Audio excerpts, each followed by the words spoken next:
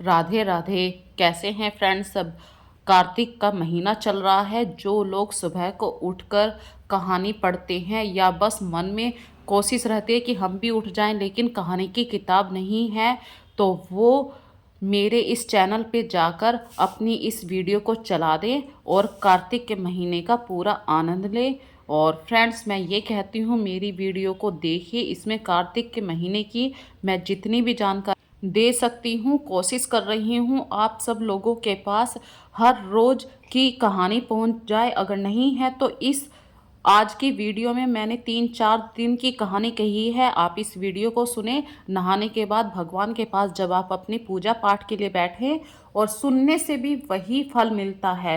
तो फ्रेंड्स, मैं ये कहती हूँ एक बार कोशिश करके देखिए। कार्तिक के महीने में भगवान में मन लगाने की कोशिश कीजिए। और किताब नहीं है तो सुन के कार्तिक के महीने का पूरा फल प्राप्त कीजिए।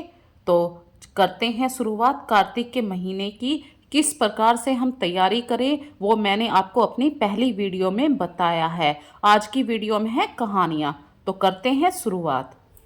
दूसरा अध्याय, कार्तिक महात्म्य का दूसरा अध्याय। श्री कृष्ण भगवान बोले, हे प्रिय, जब गुणवती ने राक्षस द्वारा अपने पिता और पति का मरना सुना तो दुखित हुई और रुदन करने लगी। हे स्वामी, हे पिता, आप मुझे छोड़कर कहाँ चले गए? मैं आपके बिना क्या करूं? अब मेरे भोजन वस्त्र का प्रबंध कौन करेगा?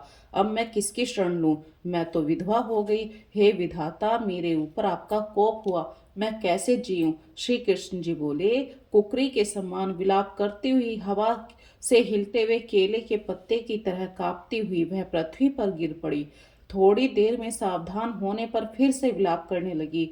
शोक समुद्र में डूब गई। उस गुणवती ने घर की सभी वस्तुओं को बेचकर यथाविधि से अपने पति की परलौकिक क्रिया की और उस नगरी में भगवान विष्णु की भक्ति में तत्पर होकर इंद्रियों को वश में कर शांति से रहने लगी और मरण तक एकादशी और कार्तिक मास के व्रत आदि करती रही। हे प्रिय, यह दोनों व्रत मुझे अत्यंत प्यारे हैं, जिसके करने से भोग और मोक्ष की प्राप्ति होती है, पुत्र और संपत्ति मिलती है। कार्तिक का तुला राशि पर सूर्य निकलने पर महापापी जो भी प्रातःकाल स्नान करते हैं वे भी मुक्ति को प्राप्त होते हैं। जो मनुष्य स्नान, जागरण, दीपदान, तुलसी और का पालन करते हैं वे विष्णु के रूप हैं। भगवान विष्णु के मंदिर में झाड़ना, सत्या काढ़ना, विष्णु की पूजा आदि कार्य करना जो मनुष्य करते हैं वह मनुष्य जीवन मुक्त हो जाते हैं। इस प्रकार वह गुणपति हर एक वर्ष कार्तिक व्रत और भगवान विष्णु का नित्य ही पूजन करती रही। एक समय वृद्धावस्था के कारण दुर्बल होने से, रोग और ज्वर से पीड़ित होने पर वह गंगा स्नान को गई। ज्यों ही पानी में उतरी, जाड़े के मारे उसके कांपने लगे हाथ पैर। उसी समय गुणवती ने आकाश से आता हुआ विमान देखा। शंख, चक्र, गदा, पद्म आदि आयुधों के लिए विष्णु के रूप धारण करने वाले पार्षद गरुड़ की ध्वजा वाले अप्सराओं से युक्त ऐसे विमान में बिठाकर बैकुंठ को ले गए। प्रदीप्त अग्नि के समान कीर्ति वाली गुणवती विमान में बैठी हुई कार्तिक व्रत के प्रभाव से मेरे पास आई। जब ब्रह्मादि देवताओं की प्रार्थना से मैं पृथ्वी पर आया तब वे गण भी मेरे साथ आए। हे भामिनी, यह सब यादव मेरे गण हैं और तुम्हारे पिता देव शर्मा भी इस जन्म में सत्राजित हुए। तुम्हारे पति चंद्र शर्मा इस जन्म में अक्रूर हैं। और हे देवी, तुम वही गुणवती हो जो कार्तिक के स्नान के प्रभाव से मेरे लिए अत्यंत प्रिय हो। तुमने तो मेरे मन मंदिर के सामने तुलसी का बगीचा लगाया, उसी से यह कल्प वृक्ष तुम्हारे आंगन में है। कार्तिक में जो पहले तुमने दीपदान किए उसी फल से तुम्हारा सुंदर देह और घर में लक्ष्मी देवी का निवास है, जो संपूर्ण व्रताधिक पति स्वरूप भगवान को अर्पण किए थे। इसीलिए तुम मेरी पत्नी बनी और तुमने जन्म मृत्यु तक जो कार्तिक व्रत उपवास किए, इससे तुम्हारा वियोग मुझसे कदापि नहीं होता। इस प्रकार कार्तिक व्रत करने वाले तुम्हारे समान मेरे प्रिय होंगे। सूत जी बोले, सत्यभामा जी अपने पूर्व जन्म का सब हाल जानकर बड़ी ही प्रसन्न हुई। अब हम करते हैं कार्तिक महात्म्य का तीसरे अध्याय का अध्ययन। तो सत्यभामा बोली, हे भगवान, आप काल स्वरूप हैं, काल के संपूर्ण भाग समान हैं, तब फिर कार्तिक मास ही क्यों श्रेष्ठ है? हे देव, सब तिथियों में एकादशी, सब महीनों में कार्तिक का महीना ही आपको प्रिय है। श्री कृष्ण बोले, हे कांते, तुमने बहुत अच्छा प्रश्न किया। एकाग्रचित होकर बेन के पुत्र पृथु और महर्षि नारद का संवाद सुनो, जिसे पहले पृथु ने नारद से पूछा। तब नारद जी ने कार्तिक मास की श्रेष्ठता कही। नारद जी बोले, पहले सागर का पुत्र शंख नामक राक्षस त्रिलोकी के मथने में समर्थ हुआ। उसने संपूर्ण देवताओं की को जीत स्वर्ग से निकाल इंद्रियां, संपूर्ण लोकपालों के अधिकार अपने हाथ में कर लिए। सब देवता उसके भय के मारे अपने अपने स्त्री पुत्र आदि लेकर बहुत वर्ष पर्यंत सुमेरु पर्वत की गुफाओं में वास करते रहे। जब देवता गुफाओं में रह रहे थे, तब शंखासुर ने विचार किया कि मैंने देवताओं को जीत तो लिया, तो भी वे बलवान मालूम होते हैं। हाँ, अब जान पड़ा कि वे सब वेद मंत्रों से युक्त हैं। इससे उनके वेद मंत्रों का हरण करने से वे सब बलहीन हो जाएंगे। ऐसा विचार कर वह असुर विष्णु भगवान को नींद से ग्रस्त देख स्वयंभू ब्रह्मा जी के लोक में जाकर वहां से वेदों को निकाल कर चलने को तत्पर हुआ। तब वे उसके भय के मारे यज्ञ के मंत्र और बीजों समेत जल में प्रवेश कर गए। तब तो शंखासुर भी उन्हें ढूंढता हुआ समुद्र के भीतर विचरने लगा, परंतु वे वेद एक स्थान पर कहीं भी प्राप्त न हुए। पीछे से ब्रह्मा जी सब देवताओं को संग ले और पूजा की सब सामग्री इकट्ठी कर बैकुंठ में भगवान विष्णु की शरण में गए। वहां उन्होंने जागने के निमित्त सब देवता गाने बजाने लगे, गंध धूप बार बार देने लगे। उनकी भक्ति से संतुष्ट होकर भगवान ने नेत्र खोले। तब सब देवताओं ने विष्णु भगवान के दर्शन किए, षोडशोपचार से पूजा करके दंडवत पृथ्वी पर गिर पड़े। तब तो माधव भगवान उनसे कहने लगे कि हे देवगण, मैं तुम्हारे भजन कीर्तन आदि कार्यों से प्रसन्न हुआ हूँ। मैं आप लोगों की मनोकामना पूर्ण करूंगा। अश्विन शुक्ल पक्ष की एकादशी से देव उठनी एकादशी तक पहर भर रात्रि रहे। तब से जो मनुष्य तुम्हारी तरह भजन कीर्तन करेंगे, वे मुझे प्रसन्न कर मुझे प्राप्त होंगे। शंखासुर जिन वेदों को हर लाया, वे सब जल में स्थित हैं। उन्हें मैं शंखासुर को मार कर लाऊंगा। अब से बीज मंत्र समेत सब वेद प्रति वर्ष कार्तिक के महीने में सदा जल में निवास करेंगे। मत्स्य रूप धारण कर, अर्थात मछली का रूप धारण कर मैं जल में जाता हूँ। तुम संपूर्ण मुनियों को लेकर संग आओ। इस लोक में जो अच्छे मनुष्य प्रातःकाल स्नान करते हैं, वे निश्चय अक्षत स्नान के फल को प्राप्त होते हैं। जो कार्तिक में सदा व्रत करते हैं, उनको हे इंद्र, तुम लोक मेरे लोक में पहुंचा दिया करो। हे यम, तुम सदा उनकी विघ्नों से रक्षा करते रहो। हे वरुण, तुम उनको पुत्र पौत्र आदि देते रहो। हे कुबेर, तुम उनकी धन से वृद्धि करो, जिससे यह मेरा रूप धारण कर साक्षात जीवन मुक्त हो जाए। और हे अन्य देवताओं, जो जन्म मरण से तक उन बातों को धारण करते हैं, वे तुम्हारे द्वारा भी पूज्य हैं। जैसे तुमने मुझे एकादशी को जगाया, इसीलिए यह तिथि सदा मानने योग्य रहेगी। कार्तिक महात्म्य का चौथा अध्याय। नारद जी बोले, ऐसा कहकर विष्णु भगवान मछली रूप धारण कर कश्यप की अंजलि में प्राप्त हुए। उस मछली पर दया करके मुनि ने उसको कमंडल में डाल लिया। जब वह उसमें न समाई, तब कुएं में डाला। कुएं से तालाब में, तालाब से समुद्र में डाली गई। तब मत्स्य रूप धारी भगवान शंखासुर को मारते हुए अपने हाथ में दबाकर चदरी वन को गए और वहां सब ऋषियों को बुलाकर भगवान बोले कि जल के भीतर वेद निमग्न हो गए हैं, तुम उन्हें ढूंढो, शीघ्रता पूर्वक जल में से निकाल कर रहस्य समेत ले आओ। तब तक मैं सब देवताओं समेत प्रयाग में निवास करूंगा। नारद जी बोले, तब तपोबली उन मुनियों ने बीज और यज्ञ मंत्रों सहित वेदों का उद्धार किया। उन ऋषियों में से जिसने जो निकाला, वह भाग उसी ऋषि के नाम से प्रसिद्ध हुआ। पीछे सब मुनि मिलकर प्रयागराज को गए और प्राप्त हुए वेद ब्रह्मा सहित विष्णु भगवान को अर्पण किए। संपूर्ण वेदों को पाकर ब्रह्मा जी ने प्रसन्न हो देव और ऋषियों सहित अश्वमेघ यज्ञ किया। यज्ञ के अंत में देवता गंधर्व पनग गुहाग पृथ्वी पर दंडवत कर प्रार्थना करने लगे। देवता बोले, हे देवाधिदेव, हमारी विज्ञप्ति श्रवण करो। यह हमारी प्रसन्नता का स्थान है, इसे तुम वरदान दो। हे रमापते, इन ब्रह्मा जी ने इस स्थान में नष्ट हुए वेद फिर पाए हैं। हमने यज्ञ के भाग प्राप्त किए, इसीलिए आपके प्रसाद से यह स्थान पृथ्वी में अत्यंत श्रेष्ठ हो और पुण्य देने वाला हो। यह महीना भी ब्रह्म हत्या आदि को दूर कर अक्षय फल देने वाला हो।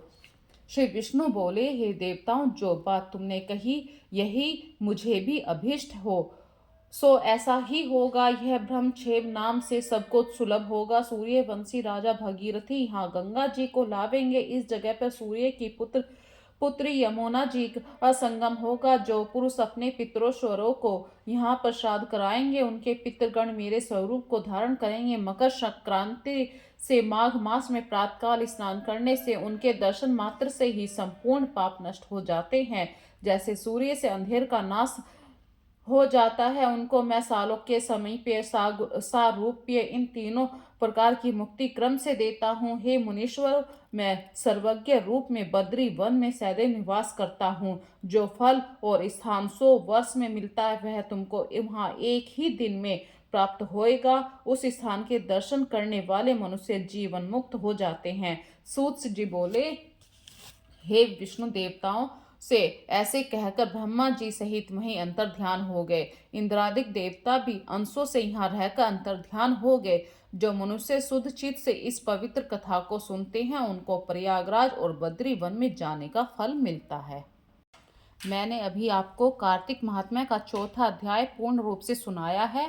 अब हम आगे की कथा को सुनते हैं, कार्तिक महात्म्य का 5वां अध्याय। तो करते हैं तैयारी। कार्तिक महात्म्य का 5वां अध्याय।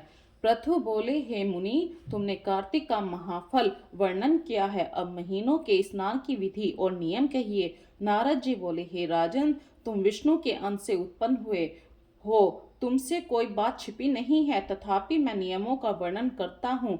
अश्विन मास में शुक्ल पक्ष की एकादशी से सावधान होकर कार्तिक के व्रतों को प्रारंभ करें। पहर रात्रि रहें, तब प्रतिदिन उठें और जल का पात्र लेकर ग्राम से बाहर उत्तर दिशा को जाएं। जनेऊ को कान पर चढ़ाकर उत्तर को मुख करके भूमि पर तर्ण बिछावें और सिर को कपड़े से ढक लें। मुख को बंद कर थूकना और श्वास लेना बंद करके मलमूत्र का त्याग करें। जो रात्रि हो तो दक्षिण को मुख करें। जो मलमूत्र द्वारा शरीर की शुद्धि और मुख शुद्ध नहीं करते हैं, उनके मंत्र फलदायक नहीं होते, इसीलिए दातून करना उचित है। दातून लाते समय वृक्ष से कहें कि हे वनस्पति, हमको आयु, बल, यश, तेज, संतान, द्रव्य, वेद पाठ की शक्ति और बुद्धि दें। इस मंत्र को पढ़कर गूलर आदि किसी दूध के वृक्ष की 12 अंगुल लंबी दातून लाएं। व्रत के दिन ऐसा न करें। प्रतिपदा, अमावस्या, नवमी, षष्ठी तिथियों और सूर्यवार तथा चंद्रमा सूर्य ग्रहण के दिन दातून न करें। कटेरी, संभालू, कपास, पीपल, वट, अरंड, गंधहीन वृक्षों की दातून न करें। तदंतर विष्णु और शिव के मंदिर में प्रसन्नता और विधि पूर्वक पुष्प, गंध, तांबूल ले जाएं। वहां भगवान की पदादि से स्तुति करके नमस्कार करें, भजन गाएं। देवालय में भजन कीर्तन करने वाले विष्णु स्वरूप होते हैं। जैसे सतयुगादि में तप, यज्ञ, दान आदि भगवान को तुष्टि देने वाले हैं, वैसे ही कलयुग में भक्ति पूर्वक भजन कीर्तन मोक्ष देने वाले होते हैं। नारद जी बोले, सिरस, धतूरा, कटेर, मल्लिका, समेर, आक, कनेर के फूल, अक्षतों से विष्णु की पूजा नहीं होती। जयकुंद, सिरस, चमेली, मालती, केतही आदि के फूलों से सूर्य की पूजा लक्ष्मी चाहने वालों को करना उचित नहीं है। यथा योग्य विधि से देवताओं की पूजा करके भगवान से क्षमा प्रार्थना करें कि हे सुरेश्वर, हे देव, मैंने मंत्रहीन भक्ति की और क्रियाहीन पूजन किया है, वह परिपूर्ण होवे। फिर प्रदक्षिणा दे के दंडवत करें, फिर क्षमा प्रार्थना करके गान करके समाप्त करें। जो कार्तिक की रात्रि में विधि पूर्वक विष्णु और शिव का पूजन करते हैं, वे पूर्वजों सहित निष्पाप बैकुंठ को चले जाते हैं। कार्तिक महात्म्य का छठा अध्याय। नारद जी बोले, 2 घड़ी रात रह जाए तब उठकर तिल कुशा अक्षत फूल धूप दीप आदि लेकर पवित्र होकर किसी नदी तालाब कुआं आदि जलाशय पर जाए। मनुष्य की बनाई हुई नहर आदि देवताओं की बनाई हुई नदियों में व संगम में स्नान करने से 10 गुना फल मिलता है। तीर्थ में उसका 2 गुना। विष्णु का स्मरण करके स्नान का संकल्प कर तीर्थ द्वारा देवता आदि को क्रम से अर्घ्य दें। और हे हरिकेश, मेरे इस अर्घ्य को ग्रहण करिए। आपको नमस्कार है। बैकुंठ में, प्रयाग में अथवा बद्रिकाश्रम में, जहाँ मुनि वेद यज्ञों सहित जहाँ 3 प्रकार से विष्णु ने पद स्थापित किया, वहाँ सब देवता हमारी रक्षा करें। हे कृष्ण, कार्तिक मास में दिए हुए अर्घ्य को ग्रहण कीजिए। भागीरथी विष्णु शिव सूर्य आदि को नमस्कार करके जल में घुसें और नाभि पर्यंत जल में घुस कर विधि पूर्वक स्नान करें। गृहस्थी में तिल आदि आंवले का चूर्ण मल कर स्नान करें। विधवा स्त्री और सन्यासी तुलसी की जड़ की मिट्टी लगाकर स्नान करें। परंतु सप्तमी, अमावस्या, द्वितीया, त्रयोदशी इन तिथियों में आंवला और तिल न लगावें। स्नान मंत्र भक्ति भावना जिन प्रभु ने देवताओं के कार्य को नियमित रूप धारण किया था, वे कृपा करके मुझे पवित्र करें। विष्णु की आज्ञा से इंद्र सहित सब देवता कार्तिक के व्रत करने वालों की रक्षा करें। व्रती मनुष्य इस प्रकार स्नान करें कि हाथ में पवित्री धारण कर देव ऋषि पितरों का तर्पण करें। कार्तिक के महीने में तर्पण में जितने तिल होते हैं उतने वर्ष पितृ स्वर्ग में वास करते हैं। उसके पश्चात जल में से निकलकर पवित्र वस्त्र धारण कर प्रातःकाल के कर्मों को समाप्त कर हरि भगवान का अर्चन करें। तीर्थ देवताओं का स्मरण करके भक्ति पूर्वक गंध पुष्प तथा फलों से अर्घ्य प्रदान करें। तब वेद पाठी ब्राह्मणों का पूजन करें। ब्राह्मण विष्णु रूप हैं, इसीलिए अपने कल्याण चाहने वाले, तथापि इनका अपमान और विरोध न करें। फिर हरि की प्यारी तुलसी जी की पूजा कर परिक्रमा दें, नमस्कार करें और कहें कि देवताओं ने प्रथम तुम्हें बनाया, मुनियों ने पूजा, सो तुम मेरे पाप को हरण करो। भक्ति पूर्वक पूर्वोत्तर विधियों से को करने वाला नारायण की सालोक्य को प्राप्त हो जाता है। रोग और पातकों का नाश करने वाला, उत्तम बुद्धि, पुत्र, धन और मुक्ति के देने वाला विष्णु भगवान के प्यारे कार्तिक के व्रतों के सिवाय दूसरे व्रत उत्तम नहीं हैं। कार्तिक महात्म्य का 7वां अध्याय। नारद जी बोले, हे महाराज, कार्तिक व्रत धारण करने वाले मनुष्यों के नियम संक्षेप में सुना कर सब प्रकार के आमिष, मांस, शहद, राई, नशा करने वाली वस्तुओं का परित्याग कर दें। पराया अन्न, परद्रोह, विदेश गमन, बिना तीर्थ के अन्य स्थान में रहना छोड़ देवें तथा देवता, वेद, ब्राह्मण, गुरु, गो, व्रती स्त्री, राजा और बड़ों की निंदा त्याग देवें। दाल, तिल, तेल, खरीदा हुआ पकवान, भाव और शब्द से दूषित वस्तुओं को छोड़ दें। जीवाधारी का मांस, चूना, जभीरा का फल, मसूर, बासी अन्न न खाएं। बकरी, भैंस, गौ के दूध के सिवा अन्य दूध और ब्राह्मणों से खरीदा हुआ रस, पृथ्वी से पैदा हुआ नमक, ये भी सब छोड़ देवें। तांबे के पात्र में रखा हुआ पंचगव्य पोखर का जल, अपने आप पकाया हुआ अन्न मांस के तुल्य कहा है तथा कार्तिक व्रती ब्रह्मचर्य से रहे, पृथ्वी पर शयन करे, पत्तों पर खाए, चौथे पहर भोजन करे, नरक चौदस को तेल लगाए, इस तिथि को छोड़कर कार्तिक स्नान करने वाला तेल न लगाए। घी या बैंगन, कुम्हड़ा, कटेरी, तरबूज, कैंथ ये सब छोड़ दें। शिवद्रोही और वेद से विपरीत चलने वालों से संभाषण न करें। उपरोक्त मनुष्य और कौवों के देखे तो अन्न को दोबारा पकाए, दूध अन्न को न खाए। विष्णु भगवान की प्रसन्नता के लिए सामर्थ्य भर चंद्रायणी व्रतों को करे। क्रम से काशी फल, कटेरी, नई मूली, नारियल, तरबूज, आंवला, घिया, परवल, बेर, बैंगन, लौकी, तुलसी इसके शाक को प्रतिपदादि तिथियों में त्याग दें।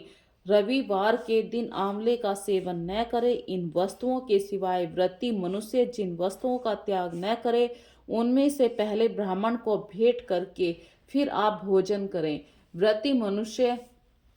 व्रती पुरुष माघ में भी उक्त नियमों पर चले।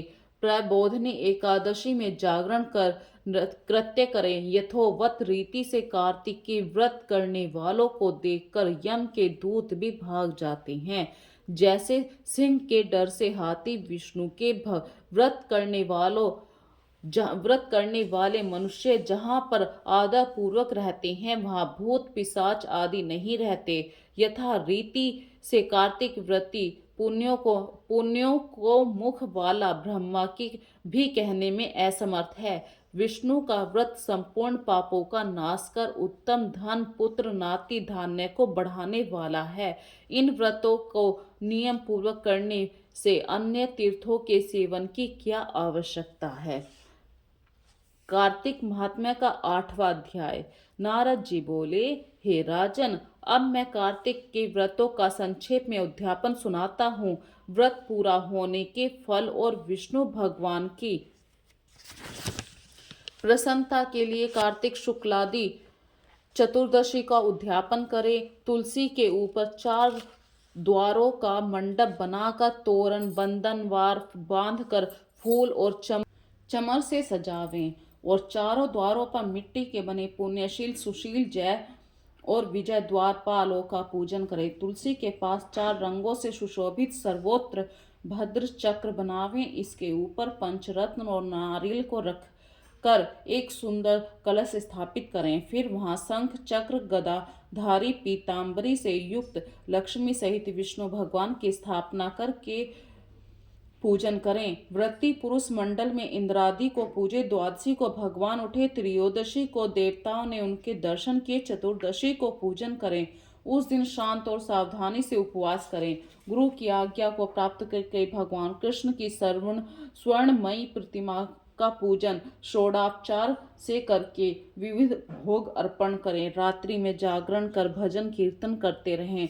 प्रातःकाल उठकर नित्य नैमिक कर्म करने के पश्चात हवन करें। ब्राह्मणों को भोजन करावें। धन का लोभ छोड़कर यथाशक्ति दक्षिणा देवें। उपवास कर ऐसे बैकुंठ को प्राप्त करें। इस बैकुंठ चतुर्दशी के महात्म्य को देवता और शेष जी जो 100 वर्ष भी नहीं कह सकते। जो भगवान चक्रपाणि के जागरण में भक्ति पूर्वक आंगन में गायन और नृत्य करते हैं उनको सहस 100 गांवों का दान करने का फल मिलता है। इस दिन विष्णु भगवान मत्स्य रूप हुए थे, अतः उनको प्रसन्न करने के लिए इस तिथि में उन ब्राह्मणों को खीर आदि अन्न का भोजन करावें। अतो देवो मंत्र से तिल और खीर का हवन करें। तत्पश्चात यथाशक्ति दक्षिणा दें और नमस्कार करें, जिसके करने से अक्षय फल मिलता है। फिर विधि पूर्वक कपिला गाय का पूजन करें। उपदेश करने वाले गुरु सपत्नीक वस्त्र आभूषण से सुसज्जित कर समापन करावें। प्रार्थना मंत्र में आपकी प्रसन्नता से मेरे 7 जन्म के पाप नष्ट हो जाएं, मेरे मनोरथ सफल होएं, मरणोपरांत मुझे विष्णु लोक की प्राप्ति हो, ऐसे उन ब्राह्मणों से क्षमापन करा के प्रश्न कर पूजा की सामग्री गो के समेत गुरु को निवेदन करें। फिर अपने बांधवों सहित स्वयं भोजन करें। कार्तिक और माघ की यही विधि है। ऐसे सम्यक रीति से कार्तिक का व्रत करने वाला संपूर्ण कामनाओं से युक्त विष्णु भगवान के समीप चला जाता है। कार्तिक महात्म्य का 9वां अध्याय। राजा पृथु ने कहा, हे नारद जी, आपने कार्तिक मास के व्रत में तुलसी की जड़ में भगवान विष्णु का निवास बताकर उस स्थान की मिट्टी का पूजन बतलाया। अब मैं भी श्री तुलसी जी के महात्म्य को सुनना चाहता हूँ। तुलसी कहाँ और कैसे उत्पन्न हुई ये बताने की कृपा करें। नारद जी ने कहा, हे राजन, एक समय जब देव गुरु बृहस्पति देवराज इंद्र कैलाश पर्वत पर शंकर का दर्शन करने के लिए गए। शंकर जी ने उनकी परीक्षा ली। उन जटाधारी दिगंबर ने उनका मार्ग में ही अनुरोध कर डाला, तथापि वे तेजस्वी, शांत, लंबी भुजा और चौड़ी छाती वाले गोवर्ण अपने विशाल नेत्रों नेत्र युक्त तथा सिर पर जटाधारी वैसे ही बैठे थे। तथापि इंद्र ने शंकर जी को न पहचान कर उनका नाम धाम आदि परिचय पूछा। कहा, शंकर जी अपने स्थान पर हैं या कहीं गए हैं? इस पर उस तपस्वी ने कुछ नहीं कहा, परंतु त्रिलोकी के नाथ के ऐश्वर्य से विरभित होकर इंद्र कब तक चुप रहते। उन्होंने क्रोध से घुड़क कर कहा, अरे मैं पूछता हूँ, तू उत्तर क्यों नहीं देता? मैं अभी तुझे इस वज्र से मारता हूँ, फिर देखता हूँ तू दुर्मित की रक्षित तुझ दुर्मित की रक्षा कौन करता है। फिर ज्यों ही दिगंबर को मारने के लिए हाथ में वज्र लिया, त्यों ही भगवान शंकर ने वज्र सहित उसका हाथ स्तंभित कर दिया और विकराल नेत्र कर ज्यों ही उसे देखा, ऐसा विदित हुआ मानो वह दिगंबर प्रज्वलित हो उठा हो, तेज से जला देगा। भुजाएं स्तंभित होने से इंद्र के क्रोध और दुख का अंत न रहा, परंतु ज्यों ही बृहस्पति जी ने उसको प्रज्वलित देखा, त्यों ही अपनी बुद्धि से भगवान शंकर जानकर प्रणाम किया और इंद्र को भी उनके चरणों में गिराया। बृहस्पति जी बोले, हे दीनानाथ, अपना क्रोध रोक कर इंद्र का अपराध क्षमा कीजिए। बृहस्पति जी के वचन सुनकर महेश्वर गंभीर वाणी में बोले, मैं अपने नेत्रों से निकले क्रोध को कैसे रोकूं? तब बृहस्पति बोले, हे भगवान, भक्तों पर तो दया करनी ही चाहिए। अतः अपना भक्त वत्सल नामक सार्थक कीजिए और इस तेज को शांत कर इंद्र का उद्धार कीजिए। तब भगवान शंकर ने कहा, मैं तुम्हारी स्तुति से प्रसन्न हूँ, जो तुमने इंद्र का जीवन दान दिलाया। अब मैं तुम्हें अपने वरदान द्वारा जीव नाम से विख्यात करता हूँ। मेरे नेत्रों की अग्नि अब इस इंद्र को पीड़ित नहीं करेगी। ऐसा कहकर शंकर जी ने अपने माथे से निकले हुए तेज को ले जाकर क्षीर सागर में डाल दिया। फिर लीलाधारी भगवान अंतर्ध्यान हो गए। इंद्र और बृहस्पति दोनों भय से मुक्त होकर परम सुखी हुए। इस प्रकार जिनको जानने की इच्छा थी, उन्हें जानकर इंद्र और बृहस्पति अपने स्थान को चले गए। तो फ्रेंड्स, आज की वीडियो को ज़रूर देखना। यदि आपको ऐसा लगता है कि इस वीडियो को देखकर हम भी कार्तिक के महीने में नहाने का पूर्ण फल प्राप्त कर सकते हैं, तो प्लीज़ फ्रेंड्स एक बार ज़रूर सुनिए मेरी वीडियो को। और अगर आप पहली बार मेरी वीडियो को देख रहे हैं तो प्लीज़ मेरे चैनल पे जाके इसे सब्सक्राइब कर लीजिए। मेरा बरेवाल रश्मि के नाम से चैनल है। तो कमेंट में ज़रूर बताना भाई आज की वीडियो कैसी लगी है। राधे राधे।